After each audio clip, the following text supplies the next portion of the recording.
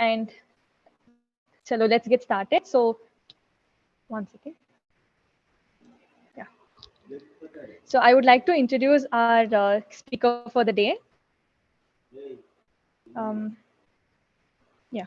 So Dr. Prasanna Santikadur has 19 years of experience in metabolic syndrome and cancer research.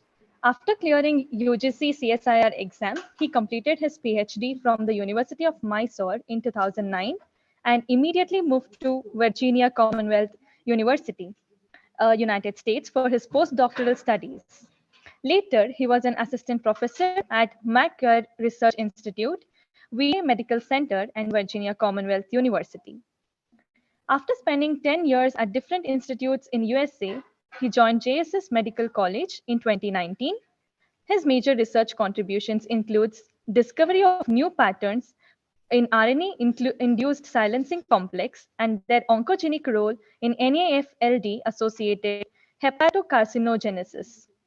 Recently, his team discovered the eukaryotic cellular receptor for vitiferin A potent drug from natural origin, and his team also established a novel link between breast cancer and liver inflammation and fibrosis. He has over more than 43 research publications in high-impact journals with over 1,900 citations and H index of number 22. He is a recipient of many national and international awards. He is currently guiding PhD and master degree students. His current research work is primarily focused on understanding the molecular basis of development and pathogenesis of diet and obesity-induced non-alcoholic fatty liver diseases and hepatocellular carcinoma. So I formally welcome you to the session, sir. Thank you very much. Yeah. Can I start now? Yeah, we can get yes, started. Sir. I think we're good to get started. Okay. Thank you, Dhanishe, and good afternoon all. And I'm Dr. Prasanna Santikadur, an associate professor at JSS Medical College. Today, I'm going to talk about lifestyle, food, and cancer. We know, due to globalization and also due to the impact of westernization, our lifestyle has completely changed. Lifestyle plays very important role, and food also plays very important role in overall health. We know that. Just a minute. Okay. I think in this session, there are many young students are there. Therefore, I thought of giving a brief introduction about my journey.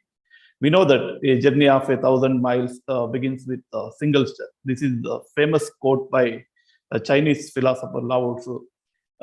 This is how my journey started in Sayadri Science College, Shumaga. I think you all know that Sayadri Science College, it is one of the oldest college in Karnataka. I started my bachelor's from Sayadri Science College. Later, I did my MSc from University of Mysore and also PhD from same university. And after my PhD, I moved to Virginia Commonwealth University. I started my postdoctoral journey, and I was there for almost 4 years. After my first postdoctoral fellowship, I moved to Baylor Institute for Immunology Research. I was there for quite 1.5 years. And again, I moved back to Virginia Commonwealth University as an assistant professor. I was there almost 3 years. After that, getting Ramalinga Swami Re-Entry Fellowship, I moved back to JSS Medical College, Mysore. This is how my journey started. And all you student must have a goal. Goal should be very smart. It should be specific, measurable, attainable, and also relevant and time-based. You need to have smart goals to achieve something great in your life. And also these books definitely help. These are by this Norman Vincent Pele. He was very well-known writer. And this book definitely helps for young students like the BSc students, MSc students. If possible, you can read all these books. And I will come to the topic now. Diet plays very important role. Diet, nutrition is very important. And also lifestyle. Lifestyle also very important. Due to changed lifestyle, sedentary lifestyle, we are getting different types of diseases, including cancer. And what are the things we need to do to control cancer? I will talk about how to control cancer. I think you all know these great people. These are centenarians who lived more than 100 years. This is famous Kannada poet Allama Prabhu. This is famous philosopher Ramanujacharya. And also like this is Siddhanta Shivkumara Swamiji. I think you all know this Saram Vishweshwaraya and also famous Salamara Timmaka and also Kannada writer A.N. Murthy Rao. These people lived more than 100 years. What is the difference between these people and current generation people? These they have very good lifestyle. Lifestyle was very important, and they had a very good lifestyle. Therefore, they lived more than 100 years. And you can see these people. These are also great people. They achieved something great, quite young in their life, but they died when they were quite young. This is famous Kannada writer Alnaldi Shri Krishna, and also today is his birthday. He died when he was 39-year-old. This is Raju Ananthaswamy, famous Kannada singer. And also you may know this Dr. Siddharth, Cafe Coffee Day owner Siddharth. And this is very famous Michael Jackson. This is famous Telugu actress Aarti Agarwal. And this is Marilyn Monroe, Hollywood actress Marilyn Monroe. And these people died when they were quite young. These people had a very bad lifestyle. Dr. Alnaldi Shri Krishna was alcoholic, and he had he used to sit overnight and used to read night time, and his lifestyle was very bad. And Raju Ananthaswamy was alcoholic, and Siddharth was a very rich person, but later due to financial loss, his lifestyle was become very bad, and he died by suicide. And we know this Michael Jackson also had a very bad lifestyle. He was a drug addict and also alcoholic. And this famous Aarti Agarwal, she was like a little bit obese when after she did some movies in Telugu, and she went to for liposuction. Liposuction sometimes it may become very bad. It may cause us various type of inflammation when we go for liposuction surgery. And Marilyn Monroe also like a drug addict. These people, they achieved something great in their life, but their lifestyle was very bad, and they died quite when they were young. And these people lived more than 100 years. They had very good lifestyle. These people had very bad lifestyle. And we know that now, due to westernization, we eat a lot of high-calorie diets, including KFC, McDonald's. Not only KFC, McDonald's, various type of if you go to mall, our eating pattern is completely changed. Exactly 20 years back in Mysore, we had very less bakeries. Now, if you go to various streets, we get many bakeries. Every street has one or two bakeries now. And we started eating more and more high-calorie diet, and also we started eating more sweets and more carbohydrate diets, and we started drinking various carbonated drinks. And all this causes various type of diseases, including obesity, metabolic syndrome, type 2 diabetes, cardiovascular disease, and including cancer. This is a famous cartoon I saw online. You can see this. This is African giraffe. It looks like an African elephant. When McDonald enters into the Africa, they gave this famous cartoon to show that how McDonald changes Africans' lifestyle. And McDonald diet foods contain a lot of calories that may lead to obesity. This is just a cartoon to show how human beings can get obesity by McDonald. Like if you go to US, a lot of poor people, they eat in McDonald, but if you see them, it will sometimes we get scared because they look like very heavy and too much obese. This is how a Western diet plays very important role in obesity and cardiovascular diseases, and even in metabolic syndrome and cancer. Therefore, diet plays very important role in overall health. And you can see, according to recent report from Xylem. Xylem is a very famous company it is located in Ahmedabad, Gujarat. According to recent report from Xylem, they mentioned that almost more than 40 crore people in India have fatty liver. This picture shows almost 40 crore people means it is a huge amount of people. If they have fatty liver, after 5 years or 10 years, they may get liver cancer. This shows how India is having a lot of problem with this changed lifestyle now.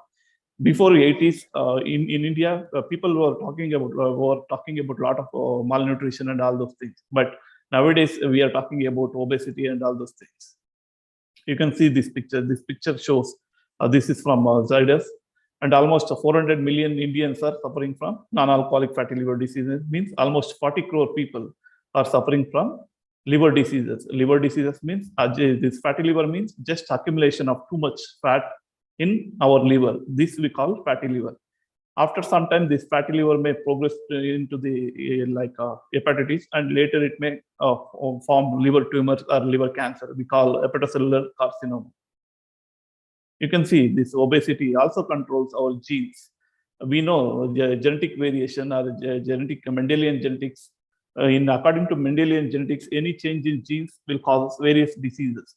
But according to epigenetics, any change in DNA binding proteins like methylation and all those things also causes our gene expression pattern and also controls our behavior.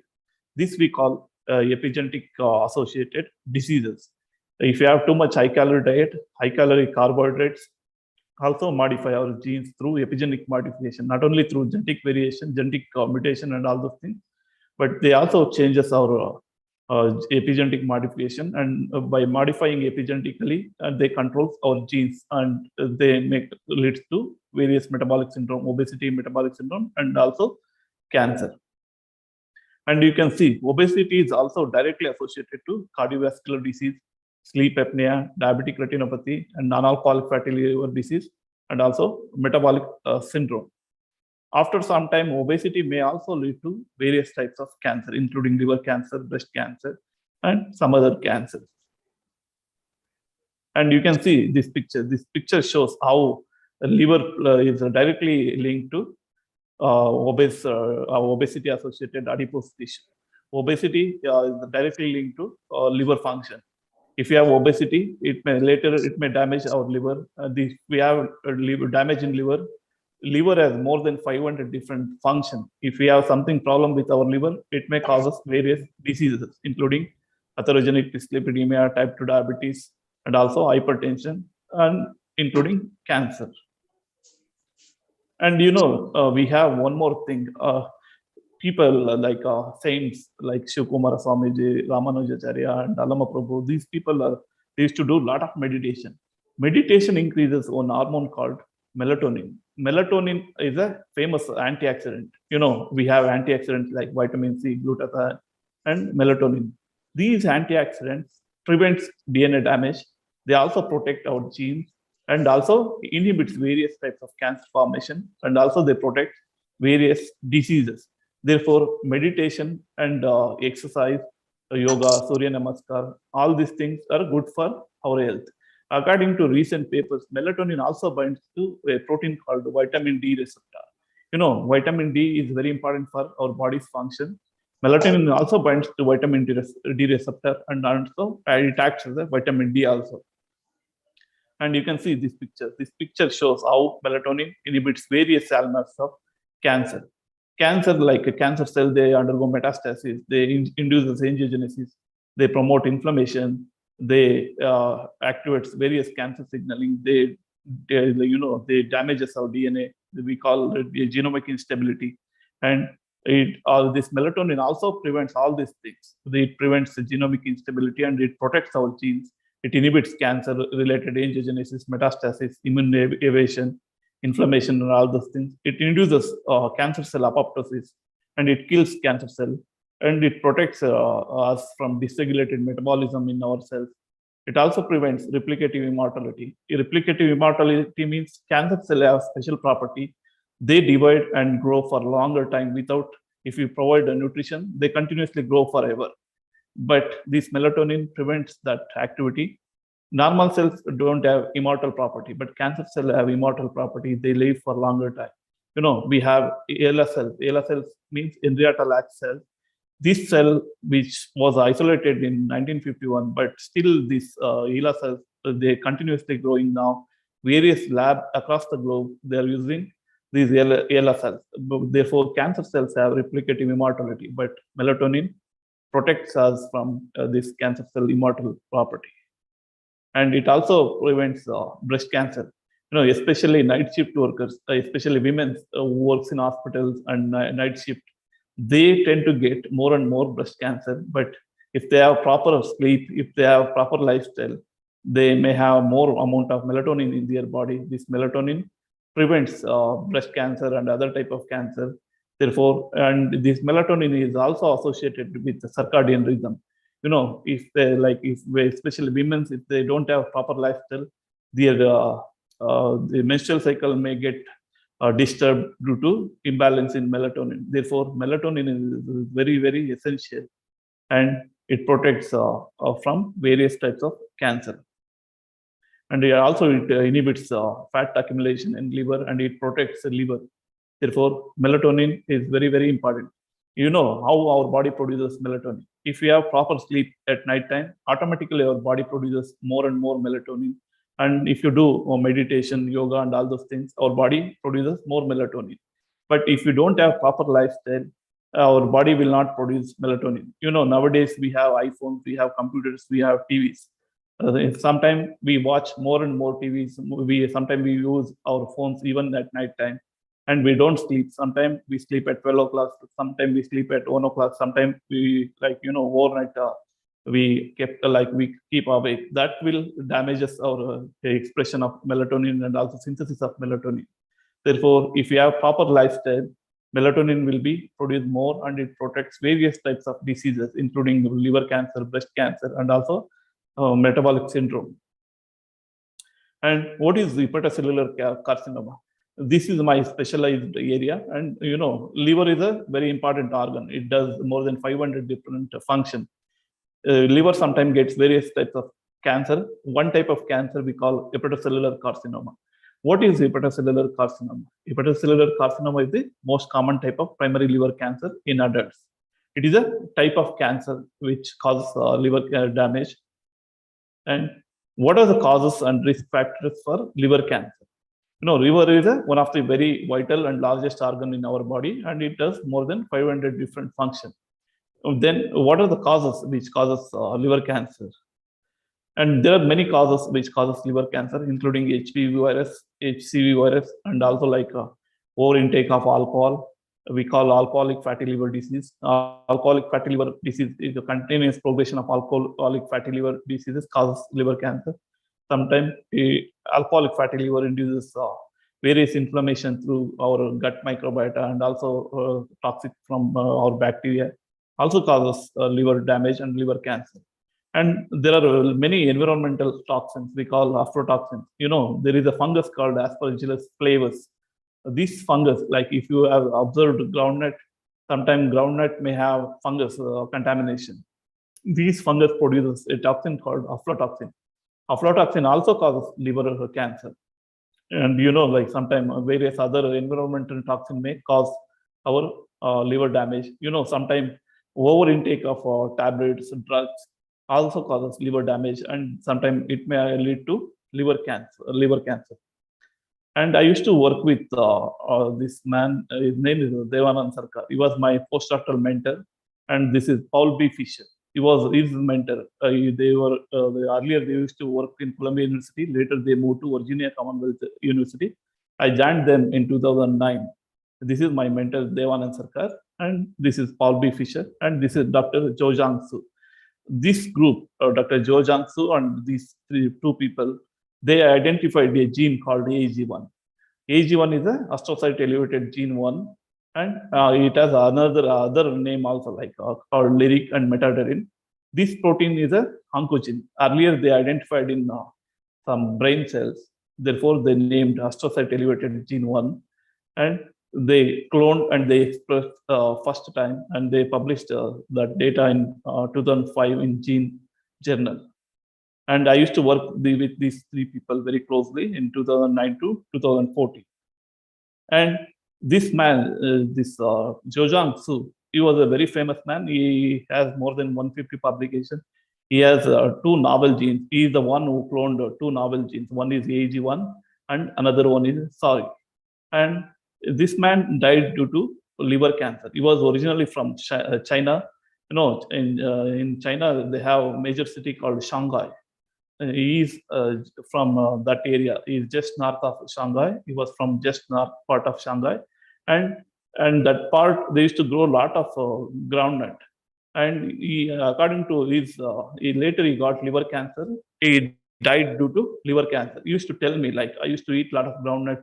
Maybe sometime, maybe I have eaten with aflatoxin infested groundnut, like that. He used to tell, and due to that, he may have liver cancer. But we don't know exact reason.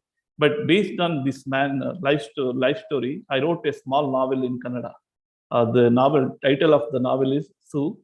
This Kannada novel recently got translated into Malayalam by famous writer called Sudhakaran Ramanthalli. This book will be released next week in Bangalore. This is in Malayalam. This is in Kannada. This is a very small novel. We call novel in English, and this is a 80 pages book. If you have any interest, you can read. If you have any interest to read literature, and this gives a lot of information about how aflatoxin causes or other causes liver cancer and all those things. And it gives a lot of information about Henrietta Lacks. I just now mentioned about Henrietta Lacks or ALA cells. You will get a lot of information about that lady too. And I used to work with this AG1 gene, and we published a lot of information about this AG1. This is an oncogene. It induces various types of hallmarks of cancer, including angiogenesis, cell survival, cell proliferation, invasion, metastasis, and also it plays a very important role in chemoresistance or drug resistance. It also helps in metastasis and endothelial cell adhesion through different pathways. There are various cellular pathways, but this AG1 is involved in a lot of signaling pathways, and it is also overexpressed in all types of cancer. Many types of cancer. Therefore, we call this gene as the oncogene. Also, oncogene means cancer-causing gene. And later, we had one hypothesis: the identification of the AG1 interacting proteins would facilitate better understanding of AG1 function and help develop novel targeted therapies for HCC. And we had one hypothesis where we were looking for AG1 binding proteins. Inside the cell, there are many proteins which binds to this particular protein. This particular protein is present in cell membrane. It also present in cytosol. It also present in nucleus. We were looking for binding partner of this particular AG1 gene. We did some experiment, and we found that there was a protein called SND1 or Tudor SN. This SND1 is earlier. It was present in bacteria. That is a staphylococcal nucleus. It is a bacterial enzyme. But this enzyme also present in human beings. We call SND1 or Tudor SN. This particular protein used to interact with this AG1 protein. This is a RNA-induced silencing complex protein. In 2006, Craig Mello and Andrew Fire, they got Nobel Prize for RNA interference. But they didn't explain complete mechanism of RNA interference. Later, there was a scientist from Cold Spring Harbor Laboratory in New York. He explained complete mechanism of RISC complex. He also identified one protein called argonoid 2 and SND1.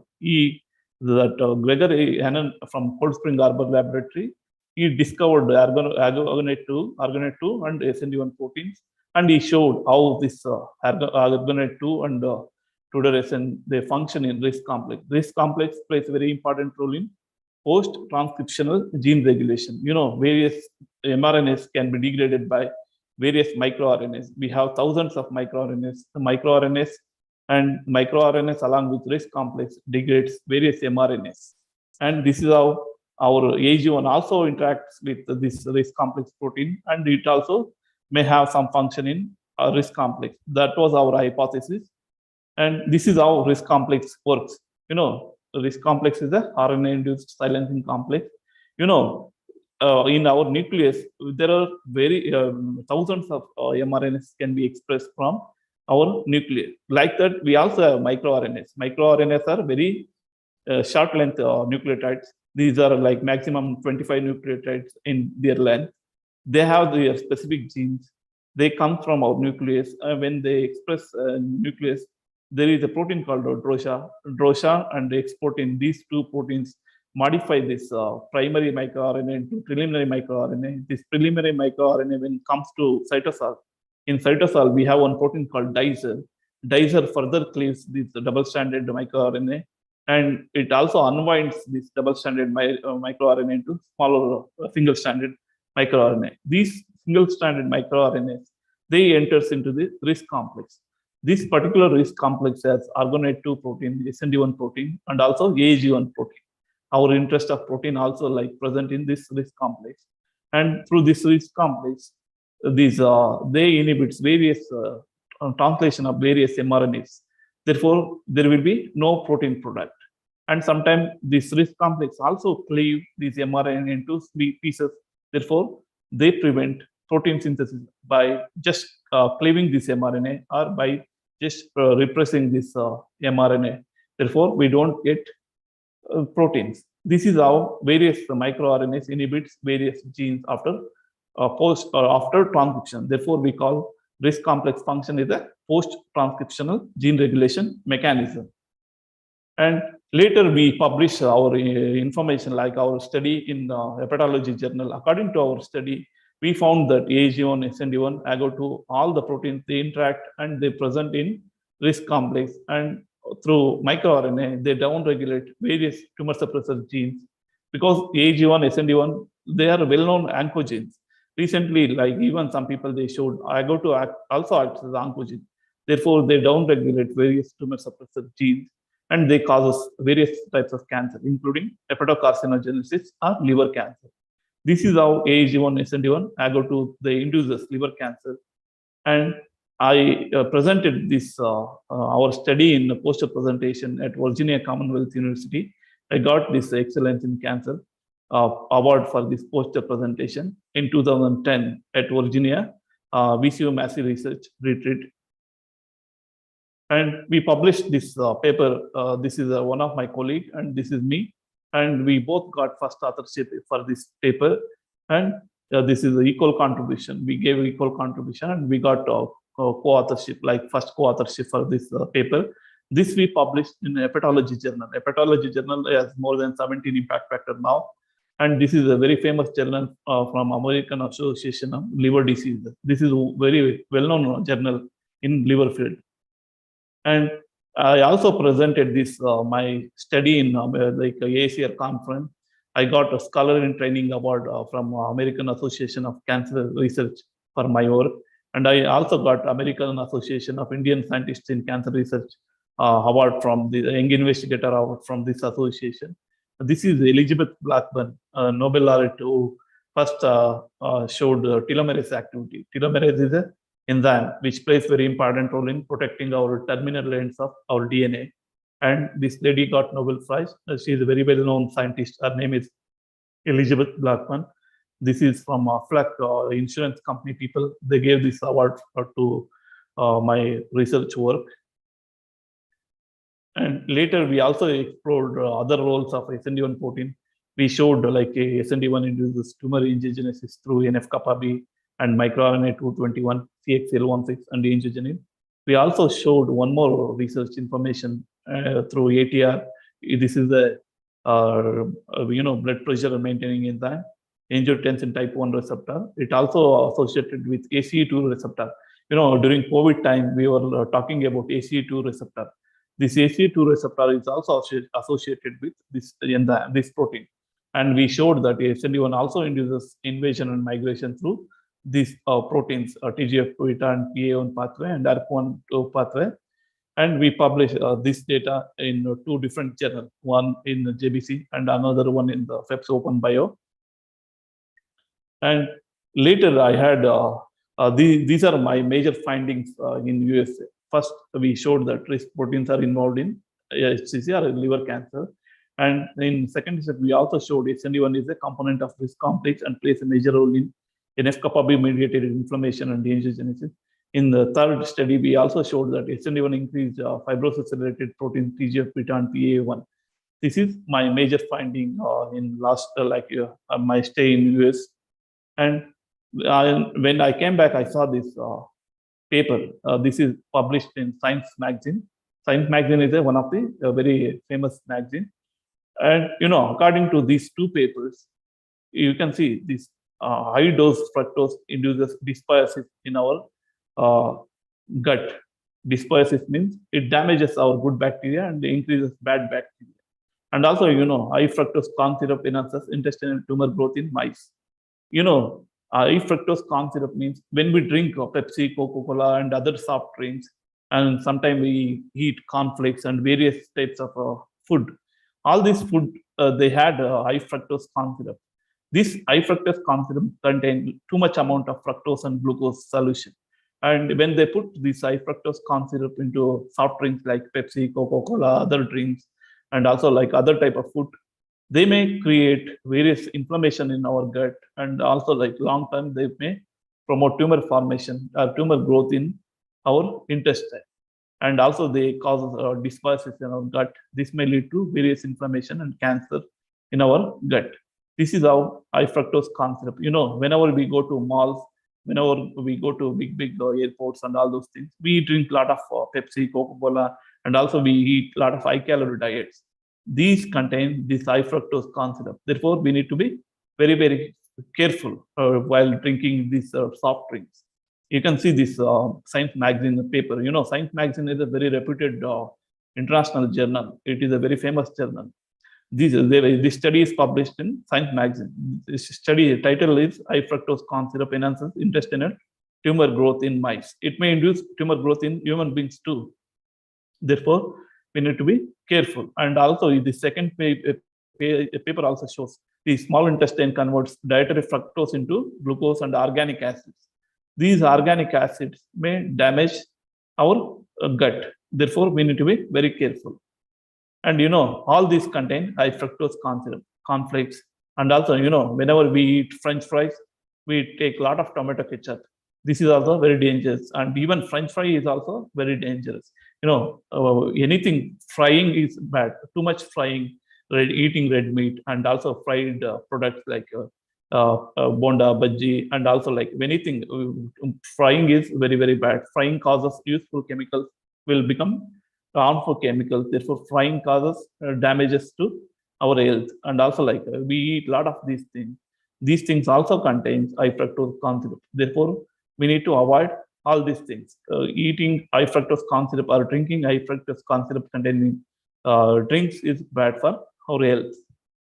And also like this is our recent hypothesis.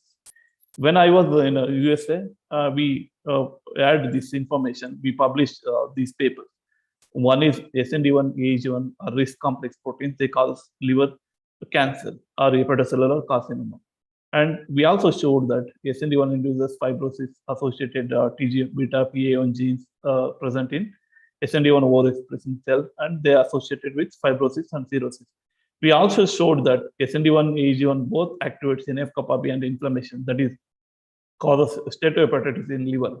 But we don't know how this SND1 AG1 they play a very important role in accumulation of fat. No, this is how fatty liver or non-alcoholic fatty liver progress from healthy liver to just accumulation of fat, and later it will become inflammation. Later it will become fibrosis or cirrhosis. At this stage, reversing is very difficult, but we need to go for liver transplantation. Suppose if your liver is damaged at this much level, there is no option to. Therefore, we need to go for liver transplantation. Transplantation of liver is very, very expensive process, and getting liver is also sometimes difficult. Amitabh Bachchan, he met with an accident in 1982 during one movie shooting. Later, he got some blood from a donor due to injury, and that donor blood had hepatitis B virus, and due to that virus, Amitabh Bachchan liver got fibrosis and cirrhosis. Now, is only 25% of his liver is very good. Remaining part they cut, and he is fine with his 24.5% of liver. And liver has special property. Even if you have 25%, it will regrow and it will form original, like almost it will form bigger size, and it protects our life. Therefore, our work is also very important. Now we are looking for this reason, like what is this SND1 AG1 does at steatosis level, and also like I used to work with Dr. Arun J. Sanyal. He is also like my another mentor. And when I was in his lab, he developed one animal model. He is one of the highly cited scientists. You can see this picture, like world's most highly cited researcher. He has more than 1 lakh citation. Imagine like how many papers he has. 1 lakh citation is a very great in science. And he is a very famous physician and also well-known hepatologist. And he was a former president of American Association of Liver Disease. I used to work with him in VCU, and his lab developed one animal model called Diamond. Diamond is a diet-induced animal model of non-alcoholic fatty liver disease. And according to this model contains hybrid mice. This hybrid mice is a there are two different strains of mice called 129S1 and another one is C57BL6J mice. When they crossbreed these two strains, they got one hybrid mice. This they called diamond mice. This is a hybrid mice from these two different strains of mice. And when we have this hybrid mice, when we feed these hybrid mice with high fat diet, high fructose diet, high calorie diet, this high fructose, glucose, and high fat Western diet for 4 to 8 weeks, these mice liver developed steatosis. Steatosis means just accumulation of too much fat. And when we feed these mice with the same high fat diet for 16 to 20 weeks, these mice showed steatohepatitis and fibrosis. The steatohepatitis and fibrosis damages our liver. There will be too much inflammation and fibrosis, and fibrosis makes hardening of our liver become very, very hard. And also, like, when we feed this high fat diet for another 35 to 52 weeks, these mice used to get liver cancer, without giving any carcinogens, any chemicals. By just giving too much high calorie diet, we used to induce liver cancer in mice. This happens in even human beings too. If you drink too much sugar containing solution for a long time, it may damages our liver. This happens even in human beings too. Therefore, this model was very good to study liver diseases. This is how Dr. Sanya's lab helped to develop this model, and he published this model in Journal of Hepatology. And you can see this picture. This is a diamond mice with chow diet. Chow diet means regular diet, what we eat, regular diet with low calorie and all those things. This is a diamond mice with high calorie diet, high fructose, this glucose containing and high fat containing diet. And this is a very lean, but this is a very obese.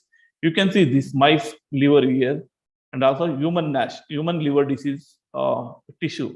You can compare this tissue, diamond mice kind of obese tissue, and also human NASH tissue.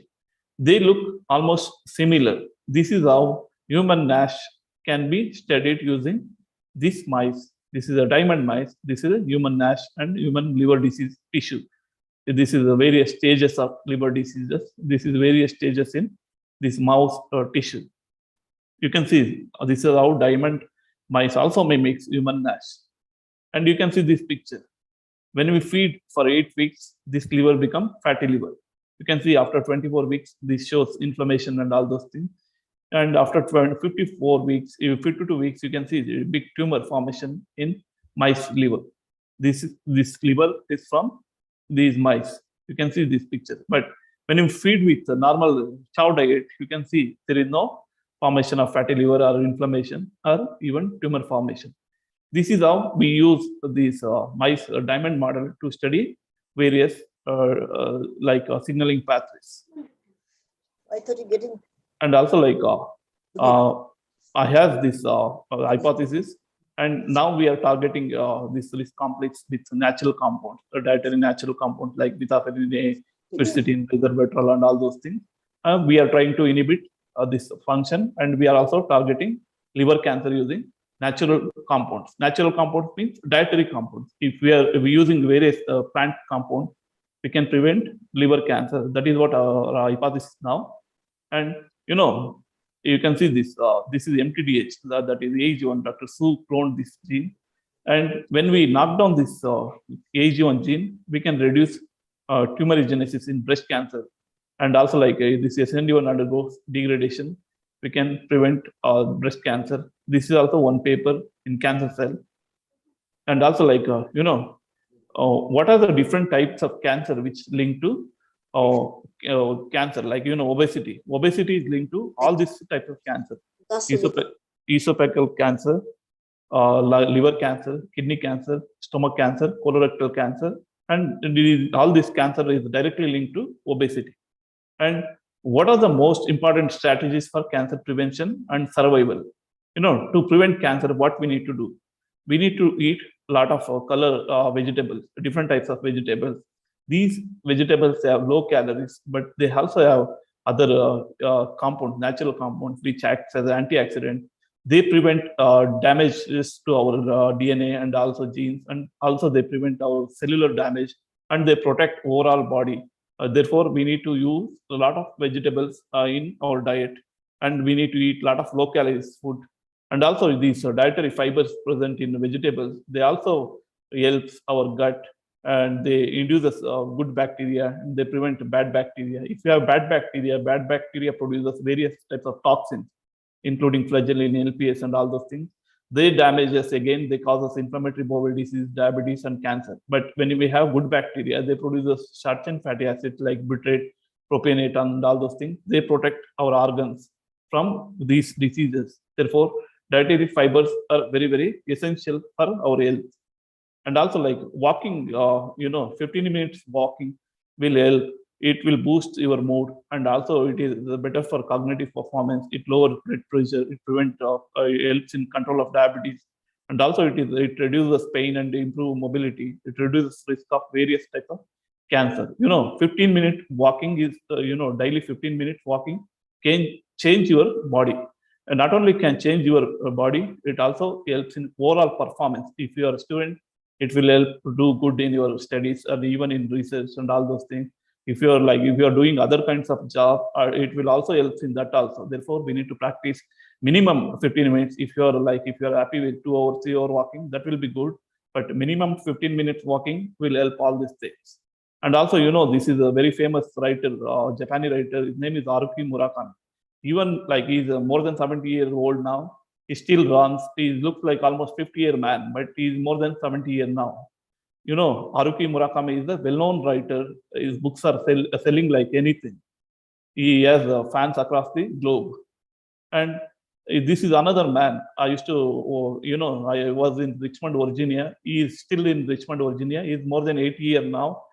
He met with an accident. He fell from 12th floor to 11th floor. He went to coma. For almost 6 months, he was in he had a 1 month coma, and almost 6 months he was bedridden. And after that, he went for cardiac bypass surgery, quadruple bypass surgery. After his surgery, he started taking ice cold water bath, and also he started eating only 2 meals per day, and he became very fit. And he celebrated his 70th birthday on top of Mount Kilimanjaro in Africa. You may know that Mount Kilimanjaro is a famous peak in Africa. It is in Tanzania. It is a border between Tanzania and Kenya, and he climbed that Mount Kilimanjaro, and he celebrated his 70th birthday on top of Mount Kilimanjaro. After coming from Mount Kilimanjaro, he again went to the Everest bypass in the Himalayas. He was trying to climb Everest, and he climbed until Everest bypass off of the Mount Everest. And after coming from Mount Everest, he wrote this book, Towards Thin Air, from cardiac bypass to Everest bypasses. This is how it shows. Even if you are very old, if you have very good, proper healthy lifestyle, you can achieve anything in your life. This book is a very motivating book. If you want, you can buy online. It is available in Amazon. And cancer prevention tips. There are many tips for cancer prevention. Main thing is we need to stop or never start smoking. We need to avoid smoking. We need to do regular exercise. We need to consume moderately. If you are consuming alcohol, it should be very moderately, or even you can stop consuming alcohol. And we need to know our family history. Sometimes our family genes may have some mutation. If you change your lifestyle, even we can prevent genetically associated cancer too. If you have a healthy lifestyle, we can prevent that also by modifying our lifestyle. And sometimes during afternoon we need to wear sunscreen, but morning and evening we need to avoid sunscreen. And also get immunized. Some viruses like hepatitis B, hepatitis C virus cause liver damage. And also HPV virus causes cervical cancer. We need to get immunization or we need to take vaccine for those viruses. We need to practice safe sex. Sometimes HPV and HIV viruses, the HPV may pass through sexually transmitted mode. Therefore, we need to avoid practice of, we need to practice safe sex and all those things. And also get regular checkups. We need to go for a lipid profile and all those things, and body mass index. We need to monitor all those things, blood pressure and all those things regularly. And we need to limit our consumption of red meats and also too much fried food. We need to avoid all those things. Red meat also, like, when we fry too much, a useful chemical will become harmful.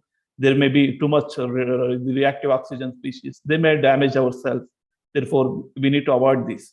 And also, we need to maintain healthy weight. We need to maintain proper weight. Too much weight is also bad for our health.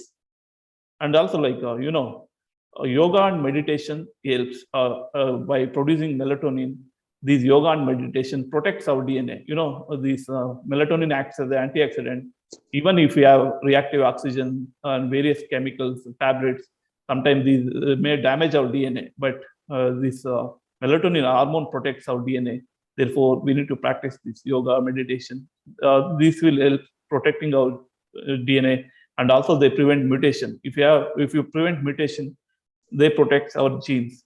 If you protect your genes, there will be no diseases, including cancer. Therefore, by practicing a healthy lifestyle, we can prevent from cancer.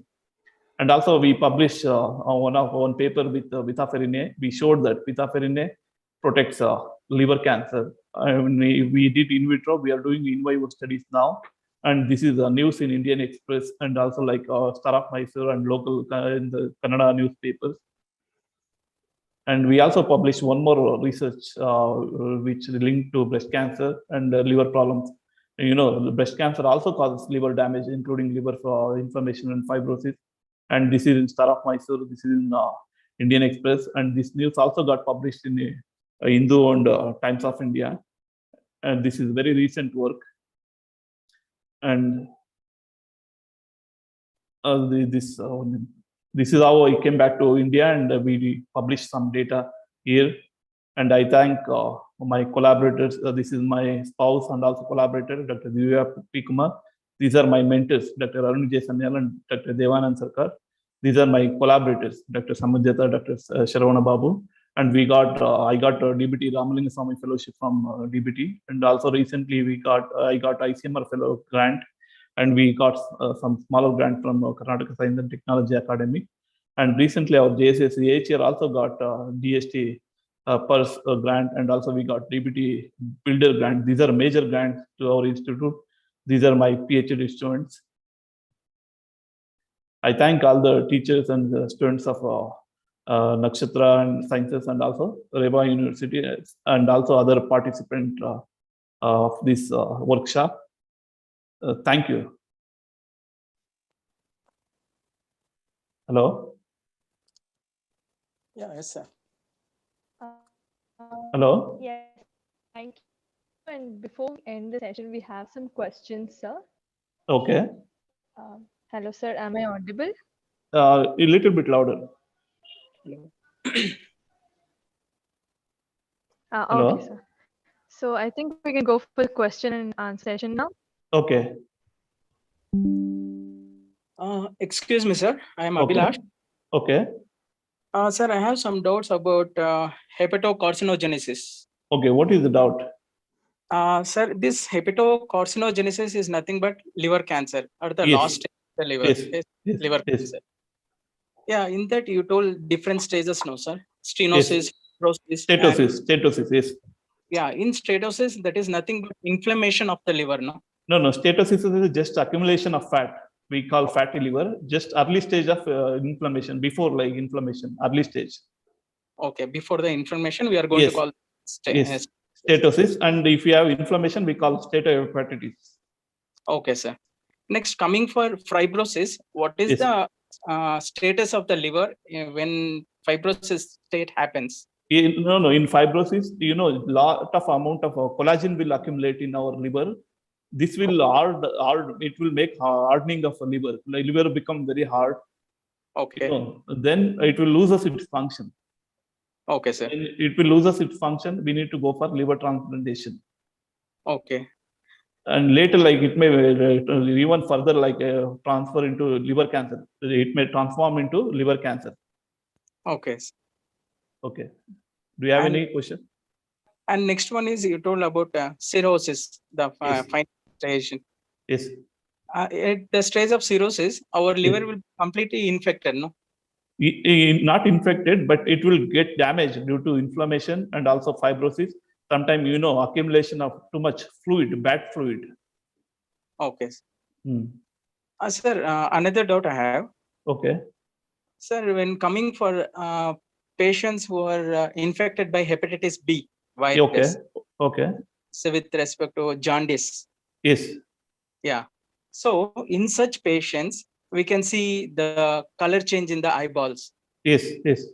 And also they loses the color in the tools also. Yes. So what is the reason for this, sir? Like we have this bile juice, bilirubins, and all those things. Yeah, juices. Due to this, we show that more amount of yellow in coloring. We even in jaundice also accumulation of bilirubin, biliverdin lead to this coloration. Okay.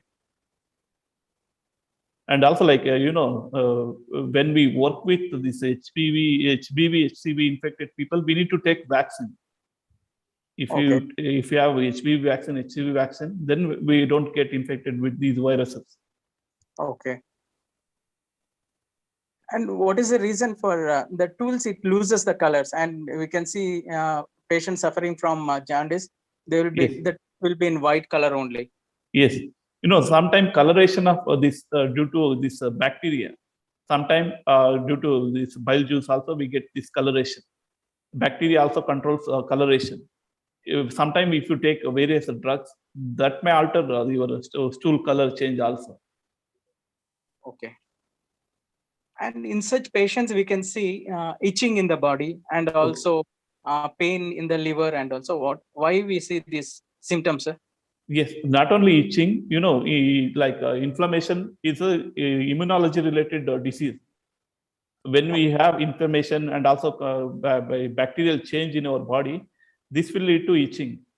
And if you inhibit inflammation, we can inhibit itching. Itching also comes due to allergy. During allergy, we take antihistamines and all those things. But sometimes itching also comes due to bacterial inflammation and various inflammatory changes in our body. Okay, sir. Sir, another doubt. Okay. Sir, we have discussed about hepatocellular carcinoma. Yes. Yeah. Now, this carcinoma, I have studied somewhere. We cannot detect the primary effect of this carcinoma cancer. Yes, early stage detection is very, very difficult. Early stage, we don't have any symptoms. Okay. If you have symptoms, you mentioned itching, or if you have any other symptoms like color change and all those things. Okay. If you have all these symptoms at early stage, at least we go for screening and all those things. Okay. If you don't have any symptoms, if you don't have any pains, we don't go to clinics. Only if you have a problem, then only we go for a clinic. Okay. Therefore, that is the reason early stage detection is very, very difficult. We even in NASH also, I mentioned, almost 40 crore Indians have fatty liver, but they don't have any problem, any symptoms. Okay. They just look a little bit obese. Sometimes lean people may have fat in their liver. If they have symptoms, then only they go to screening. Okay. Okay, sir. Thank you, sir. Okay, thank you. Any other question? Hello, my name is Anushri. Okay. Sir, how is inflammation related to cancer? Inflammation produces a lot of inflammatory cytokines. We call TNF alpha, IL-8, IL-6, and also various, it activates various macrophages, Kupffer cells, and all those things in liver. Once we have all these things, these inflammatory factors goes and binds to hepatocytes or any other cells. When they activate other cells, they start dividing faster. Even during COVID time, we used to call cytokine storm. Cytokine storm means too much production of these inflammatory cytokines. even like we have these cytokines and inflammatory factors, they reduce us in a balanced way, like we call homeostasis. They does their function at natural way. But whenever they have overexpressed, then they induce too much division of cells. This will lead to cancer. Okay. So also the RISC proteins. Like risk Use- complex protein. Yeah. You said that in cancer, they suppress the cancer inhibiting genes. No, tumor suppressor genes. Yes, they inhibit tumor suppressor genes. So can they be used to be developed therapies that Yes, suppress that is what cancer we are promoting doing. genes? We cannot inhibit 100%. We need to inhibit at least 50%. Then we can prevent cancer formation. If we inhibit 100%, then it will cause us other problems. So At like least we inhibit overexpression of these risk complex proteins, or we inhibit at least 50% of their function. so what problems will it cause if you inhibit 100%? 100%, these are like housekeeping type of genes. They regulate various other genes. There are thousands of microRNAs in our cells.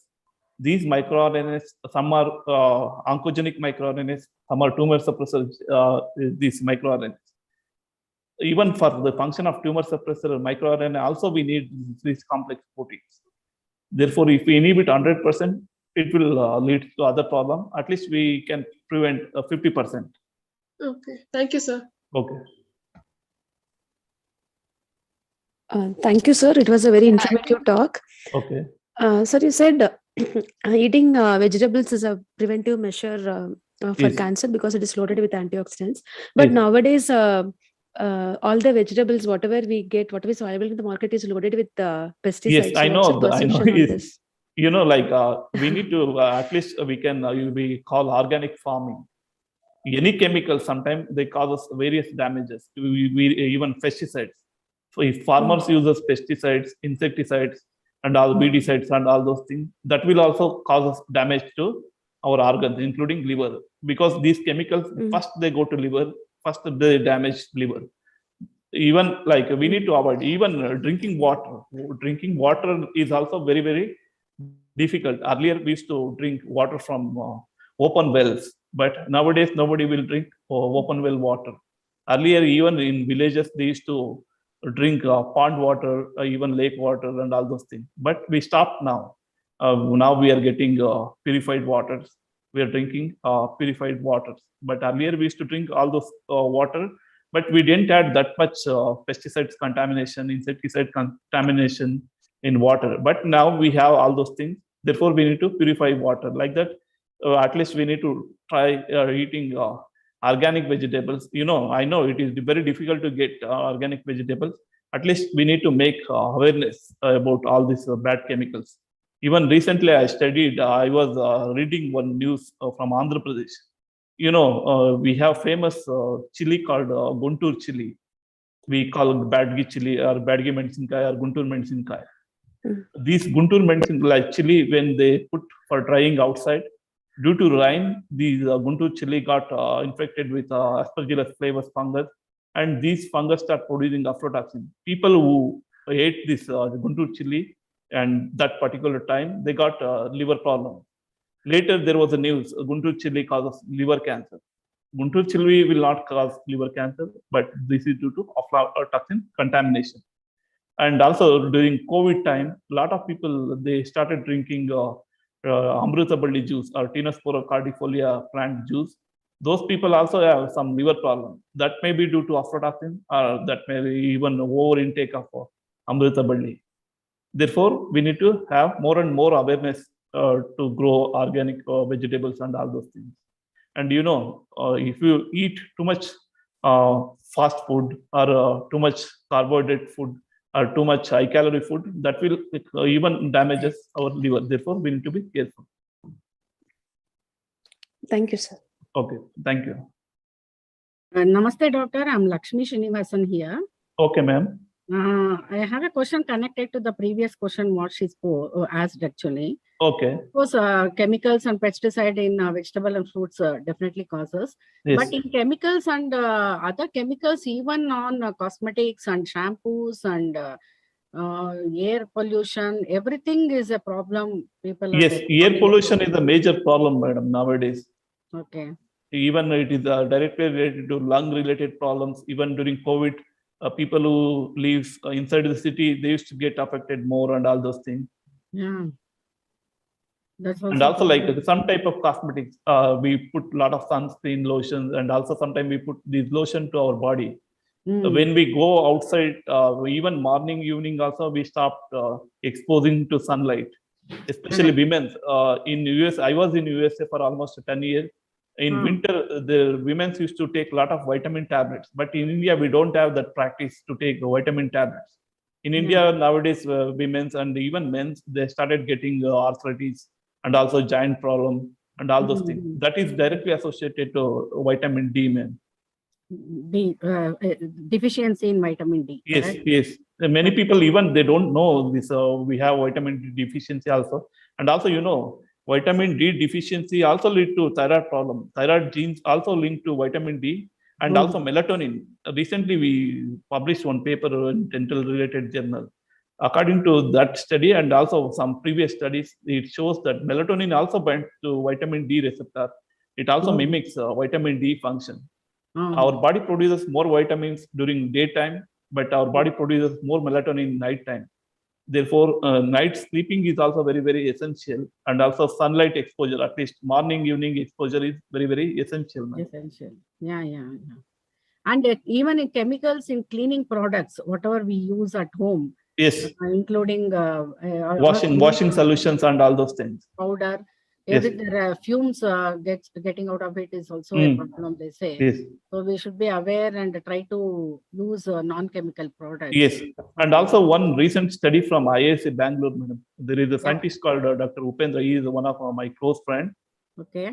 And he published, we have this KRS water, backwater, Krishnaraja Sagar Dam water.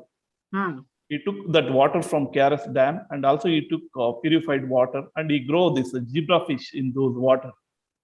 Okay. Zebra fish which are grown in KRS water got some health-related problem, mutation, and all those things.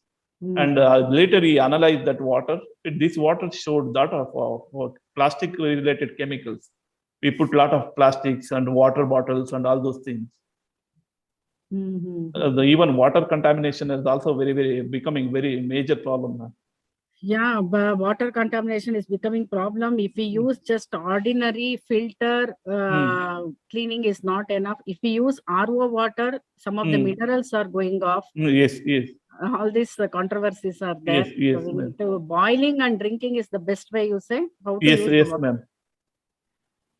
And also, like, earlier, like suppose if you are from village, like in farmers, like people who do farming and all those things, and people who works in farms, they had healthy bacteria.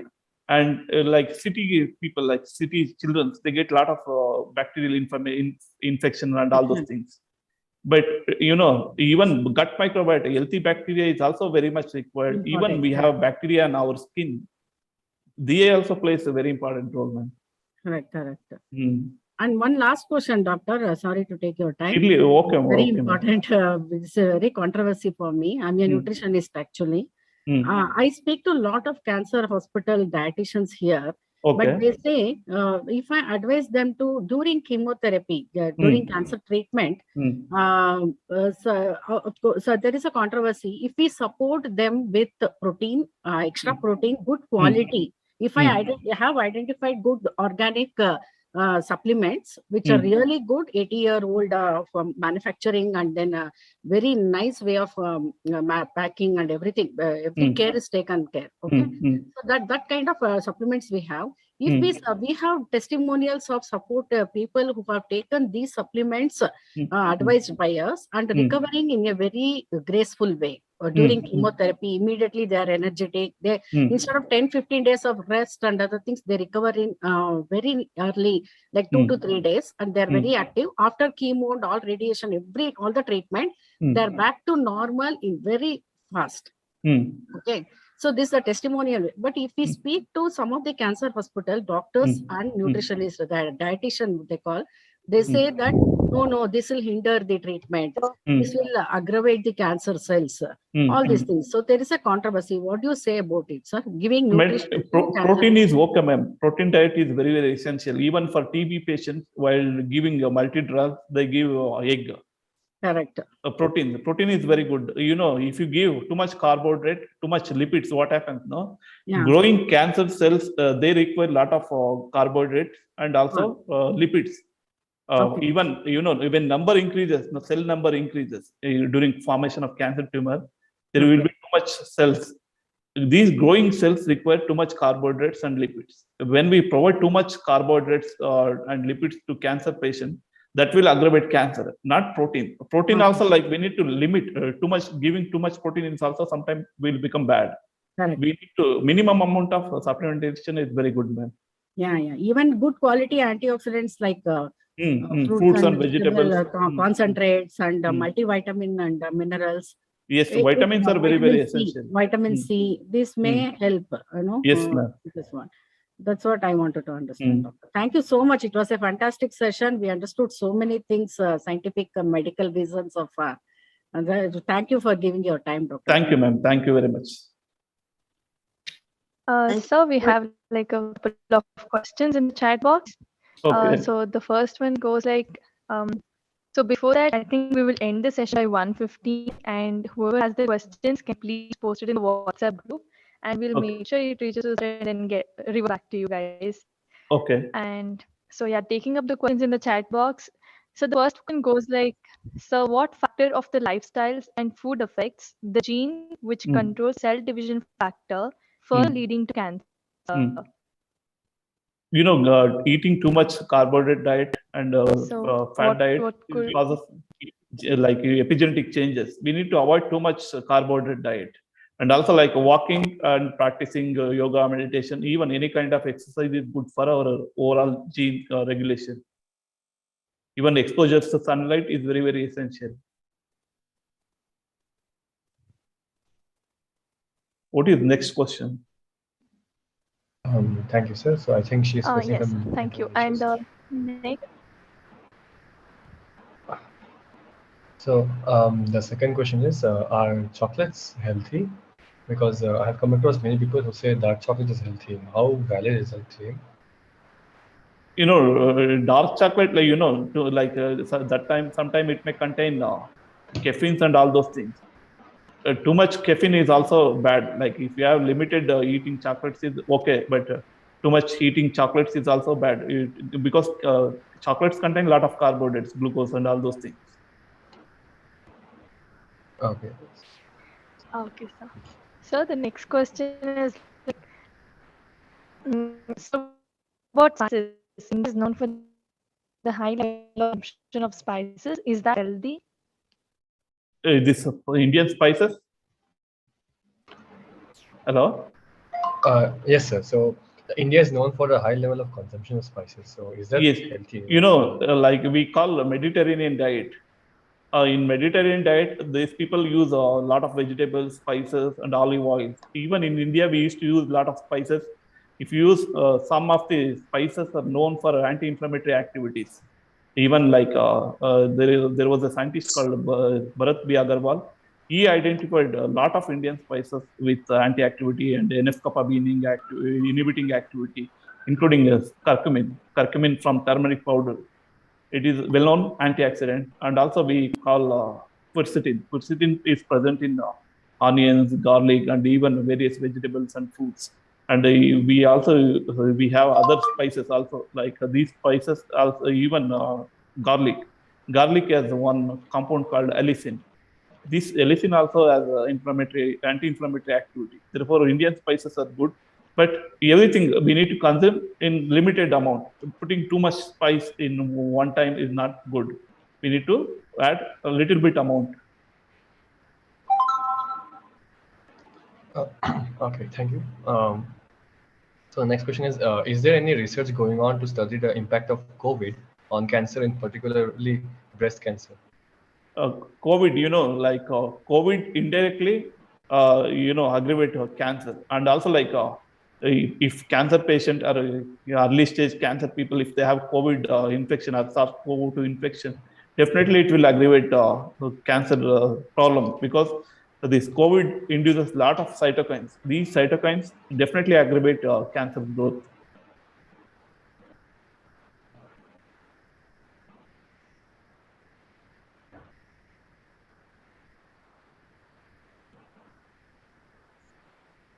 My name is Srinivasan. Okay. Is there any? Hello. Hello. Hello, sir. So Srinivasan wants to ask, can you kindly share a list of diagnostics that could predict possibilities of cancer in a human body? Like different types of cancer have different tests. Not like a single test will not detect all the types of cancer. Depending on different types of cancer, we can detect cancer. Like, breast cancer, they go for mammogram and all those things. For HPV, like cervical cancer, they go for pap smear and all those things. And for liver cancer, we need to go for fibroscan. We have one test called fibroscan to scan liver, and we can tell we have this particular person has liver cancer and all those things. Depending on individual cancer, we have different tests.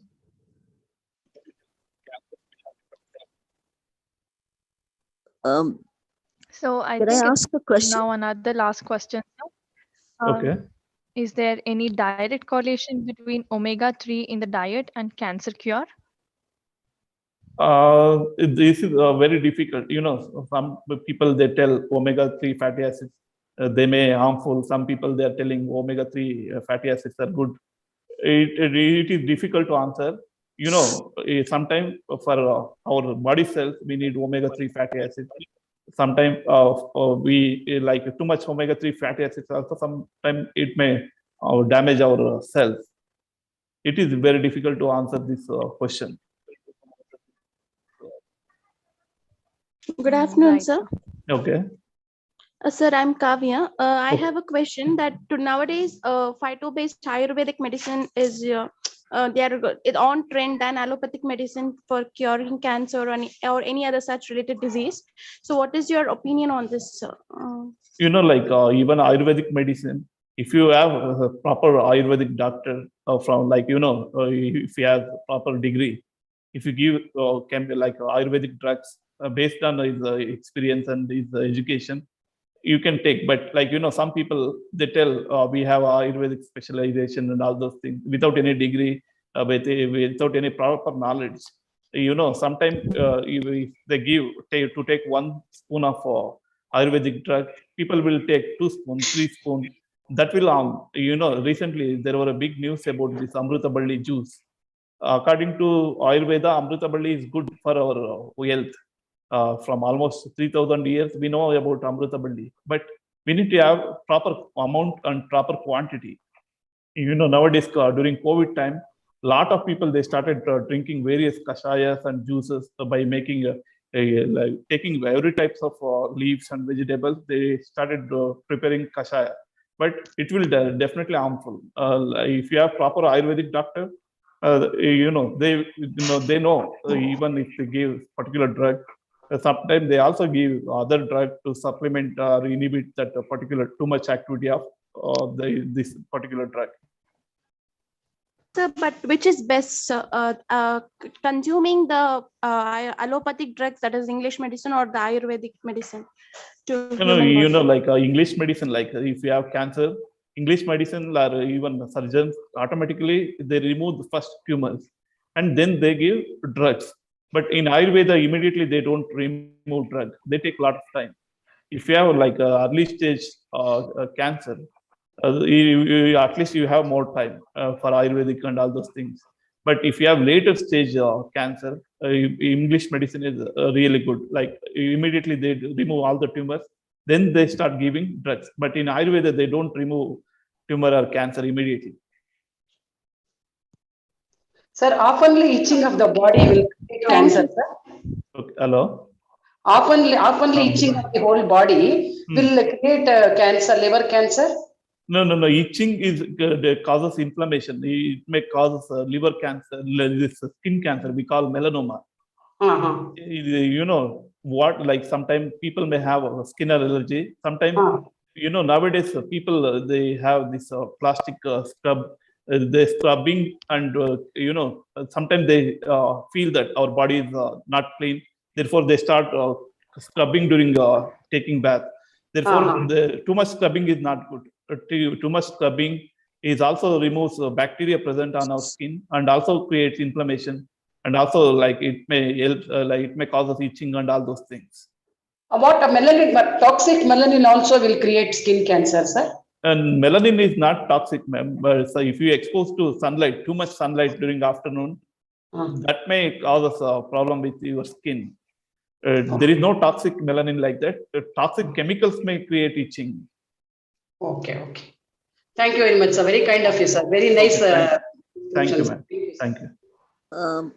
I would like to ask. Thank you, everyone. No. Hello, everyone. Hello. Yeah. Can I ask a question? Please. What question, ma'am? So Yeah, my name is Asha. Okay. I'm a cancer survivor. I had Okay, breast ma'am. cancer. Okay. And now they've given me a drug. I finished my chemos and my 25 radiations and everything. I was perfectly all right. They gave me a drug called anastrozole. Okay. They said that is to prevent any further, growth of cancer cells. Okay. So after taking that, the side effects have been really, really bad. Okay.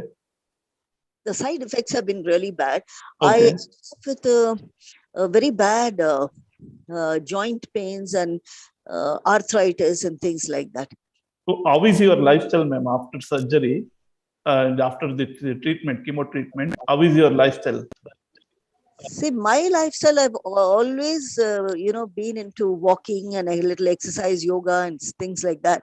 Okay. Even now, you see, I told them and they changed the drug to letrozole. Okay. Which has made it slightly better, but not completely gone. So I find that now, compared to earlier, compared to after my treatment, now my movements have become kind of restricted. I mean, I walk very slowly. I'm not able to walk fast. Okay. I get How tired. is your body weight, madam? Overall weight? No, my weight is, see, even before my cancer, it was 60, 61. It wasn't beyond that. Okay. My height is 5'4". Okay. And I've been maintaining right through the treatment also. It was just 60 or 61. Okay. Even now, a maximum went to 64. And I'm, keeping it under control. Okay. So yes, after this, my sugar levels keep fluctuating. Okay. And otherwise, I mean, I'm on a herbal medicine also called Simaruba. Okay. So that doctors asked me to avoid non-vegetarian food. So I do avoid. Okay. Occasionally, I take a small piece and that's about it. Okay. Otherwise, I've avoided. I take a lot of fruits, a lot of vegetables. And I avoid white rice, avoid sugars. Okay. So I don't think my lifestyle is bad. How is your sleeping pattern? Yeah, soon after my chemo and all that, I used to sleep very late for just about 4 to 5 hours. Oh, that is the major problem, madam. Yeah, sleeping. now I'm sleeping at least 6 hours. No, you need to have more sleep. At least, what is your dinner time? Dinner time you take at 7:30 or 8 o'clock or 10 o'clock. Hello?